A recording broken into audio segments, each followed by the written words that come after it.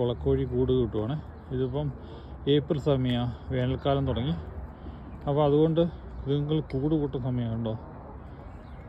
ഒരു പക്ഷി ചുള്ളിക്കമ്പ് കൊണ്ട് കൊടുക്കുന്നു, മറ്റേ പക്ഷി അതിൻ്റെ മുകളിൽ 1 by 1 ആയിട്ട് സെറ്റ് ചെയ്ത് അടിപൊളി ഒരു കൂടൊരുക്കി സെറ്റായിട്ട് മുട്ടയിട്ട് അടയിരിക്കുവാന്ന് തോന്നുന്നു. കാരണം എത്ര ചുള്ളിക്കമ്പ് വെച്ചാണ് വാട്ടർ ലെവലിൽ നിന്ന് ഒരു അടി പൊക്കിയാണ് ഉണ്ടാക്കിയത്. കാരണം മഴ പെയ്യുമ്പോഴത്തേനും എപ്പോൾ വേണമെങ്കിലും ഇവിടുത്തെ കാലാവസ്ഥ മാറുന്നതുകൊണ്ട് മഴ പെയ്യാം. ഓക്കെ, മറ്റ് വാട്ടർ ബേഡ്സും ഉണ്ട് അവിടെ ഇവിടെ എല്ലാം കാണാൻ പറ്റും. കണ്ടോ, വേറെ ആരും അവരെ ഡിസ്റ്റർബ് ഒന്നും ചെയ്യുന്നില്ല, അവർ ബോധയുടെ അല്ല. അവിടെ ഓരോരുത്തർ ഫിഷിങ് ചെയ്യുന്നുണ്ട്. ഇവിടെ ഇന്ന് വേനൽക്കാലമൊക്കെ ആയതുകൊണ്ട് നല്ല വെയിലാണ് 2 ദിവസമായിട്ട്. 20-21 ഡിഗ്രി വരെ ടെമ്പറേച്ചറുണ്ട്.